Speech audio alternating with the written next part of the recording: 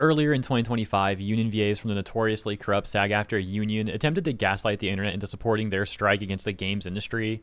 The VAs had lied about the strike, saying it was only about AI protections, when in reality it was about much more, especially the Hoyover side, which they called a quote-unquote collective work refusal, as the true goal of these union VAs was to monopolize the entire English VA industry and to force all VAs to join their terrible union, under threat of getting them fired and replaced by VAs from the union if they refused to join. When gamers questioned the union VAs about this stuff, they either went radio silent, insulted us, blocked us, or all of the above. Nevertheless, SAG-AFTRA eventually reached an agreement with major gaming companies and ended the strike, and the union VAs flaunted this as a giant dub for them. Well, now the union VAs and their corpo journalist buddies have found a new topic to complain about and a new target to go after, that being Larian Studios. It's never good enough for these union VAs. It's clear they want perpetual and complete control over the industry. Corpo journalist Jason Schreier did an interview with Larian CEO, and Jason Schreier was so disingenuous in this interview and what he released from the interview that he eventually had to release the entire transcript for damage control. It really came off like Jason Schreier attempted to frame Larian as this evil mustache-twirling company who wants to delve entirely into AI for their game development, which was certainly not the case. Regardless, after the interview, we've seen articles like, "The effect is frankly catastrophic. The voice actors and unions fighting back against gaming's controversial use of AI." Notorious activist outlet Aftermath would write about this too, saying, "I don't think Larian CEO understands how art's made." Yeah, because Larian CEO should definitely be lectured by some sellout journalist. This Aftermath journalist even said that the interview couldn't have gone worse for Larian CEO, but that's certainly not the case. It seems like most people on the internet are actually defending Larian. And as mentioned, the interview actually went terribly for Jason Schreier. He's the one who's now releasing the full transcript to try and run damage control.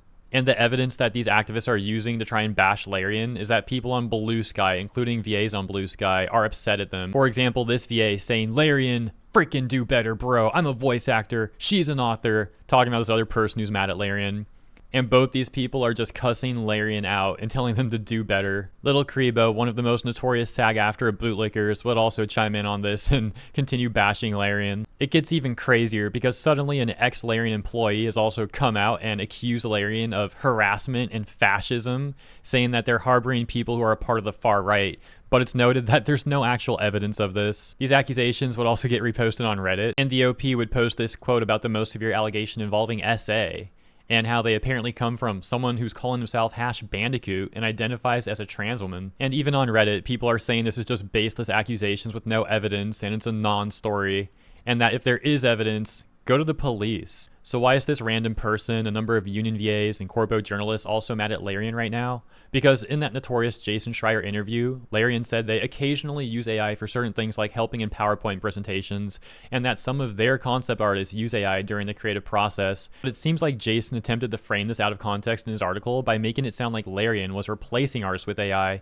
and he left out how it was actually their artists that chose to occasionally use it during the creative process, and how Larian even bought a whole boutique artist firm and employs all those artists now. Information that we only have now because Larian CEO refuted what Jason was doing and the misrepresentations in that interview. And now Jason has released some of the transcripts, probably trying to appease Larian and avoid litigation over this. Larian CEO even said there's no AI use in any of their actual game development, only some of that back-end stuff, and he even criticized AI a bit in that interview. In other words, a pretty nuanced take from Larian, but regardless, there's still a group of very angry people, especially on Blue Sky, who are currently attempting to cancel Larian over this. Personally, I am pretty critical of AI use, but Larian, as mentioned, seems to have a pretty nuanced take here, and this campaign of hate against them is extremely overblown. But let me know what you think about this, and have a wonderful weekend.